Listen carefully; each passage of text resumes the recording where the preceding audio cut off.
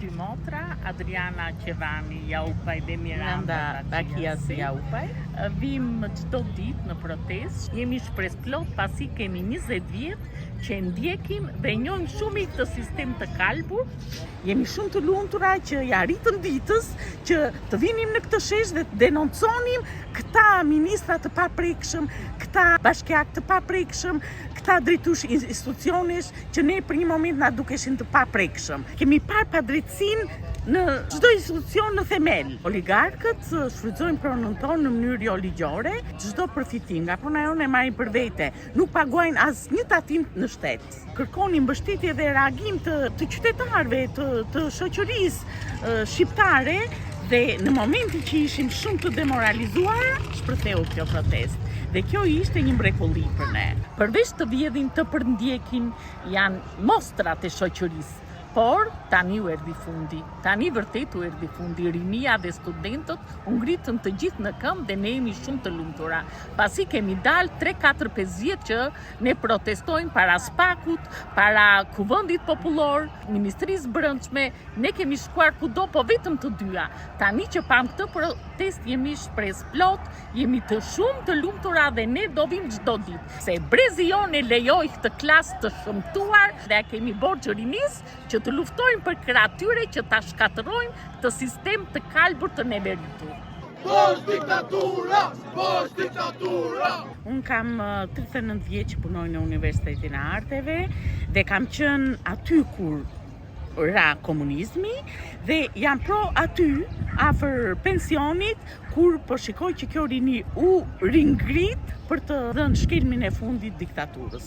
Gjyshi jon ka gjithë dokumentat në kohën e Zogut dhe i ruajti edhe Enver Hoxha dhe në këtë kohë të vi Ardit Bido dhe të fshej dhe të falsifikoj dokumentat arkivor, kjo është e tmerrshme. Baba jon, Indjeri, ka thënë që në qoftë se vjedh dora mbi arkivat, atëherë shteti ka rënë.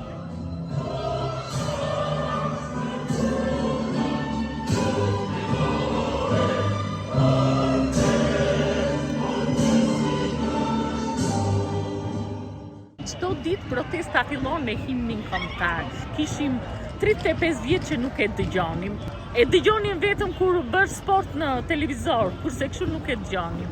Dhe vim dhe këndojmë me shumë dashuri se na kishte marrë malli, jemi të lumtura për këtë, ndihemi krenare. Gjyshi jon ka qenë 20 ca vjet në Boston, pjesë e shoqërisë Vatra dhe ka kontribuar edhe për lëvizjen e fanolit në Shqipëri. Dhe ne vazhdojmë, po persekutojmë, kemi 20 vjet dhe nuk po na kthehet prona. Fëmijët e emigracion, prona nuk na i kthen, zonat e mbrojtura po i shet, paketën e maleve, po hyn, po je për €1, atëre ne s'kemi atë. Jemi pa atë. Ka ditë që aktivistët po flasin se po punohet për të krijuar një kuvend bar qytetar i cili do të shëmb këtë sistem 82 vjeçar që i masakroi jetën qytetarëve, i shfrytëzoi, i vodhi, i poshtëroi në 82 vjet. Dhe më në fund, Shqipëria do ndërtohet e lirë, me dinjitet, me nder, ku zëri i shqiptarit të jetë krenar për Shqipërinë, për atë dhe unë e vetë. Jemi munduar që mos na shpëtoj asnjë sekond nga kjo kënaqësi. Kur filloi shiu ne të dyja morëm çadrat dhe tham që ka mundësi që mund të mos vinë shumë njerëz edhe prandaj ne duhet të jemi atje se ja kemi borxh kësaj rinie kaq luftarake dhe ne erdhëm e vrap me çadra në dorë që sido që të bënim pak punë.